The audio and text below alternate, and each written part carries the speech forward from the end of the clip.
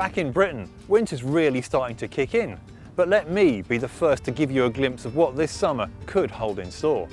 Welcome to Valencia in southern Spain, and here, basking in the sunlight, welcome to the very latest model from Smart, the ForTwo Cabrio.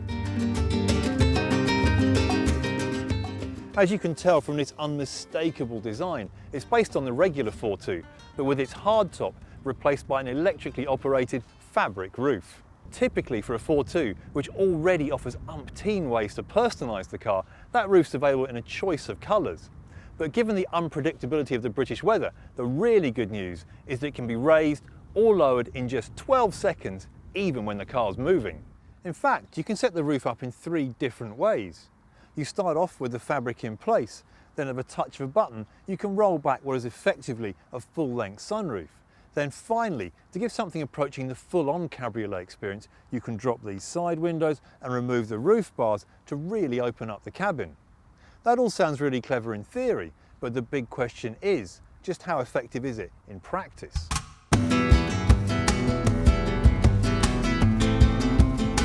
Well, if our first impressions are anything to go by, Smart has done a really good job with this car.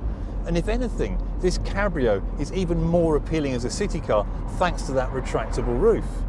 Admittedly, you're not quite out in the open air as you would be in, say, a Mazda MX-5, but even with that bodywork behind my head, once you drop these side windows, remove those roof bars, there's an awful lot of wind in what little remains of my hair. So in fact, you do get a genuine cabriolet experience in this car. We're in what will be the top of the range model in the UK, marrying a turbocharged engine to the optional automatic gearbox. And it's a combination that works really well. It's smooth and responsive around town, which, let's be honest, is the natural habitat for a car like this, but it's still got enough performance to fight its own way through the traffic on A roads and out on the motorways. True, there are even more compromises in this car than the regular ForTwo.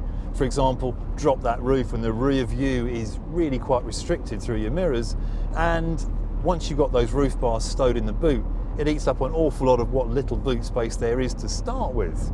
Perhaps most importantly, losing that roof doesn't mean you make any major sacrifices, and you still have much of the appeal that the basic ForTwo has.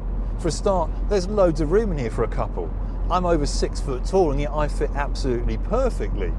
But above all, that short wheelbase, the peppy engine, they combine to make this car really agile, really nimble, and the one thing that every open-top car really should be, fun to drive.